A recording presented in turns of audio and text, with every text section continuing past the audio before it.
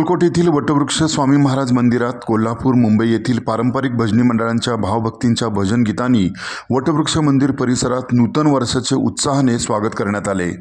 नूतन वर्षाच्या निमित्ताने मंदिरात राज्यातील अनेक भाविकांनी दर्शन घेतले। स्वामी भक्तांचे दर्शन सुलभ व्हावे यासाठी मंदिर समितीचे चेअरमन महेश शिंगळे तसेच प्रथमेश शिंगळे यांच्या मार्गदर्शनाखाली समितीचे कर्मचारी सेवेकरी आदींनी परिश्रम घेतले।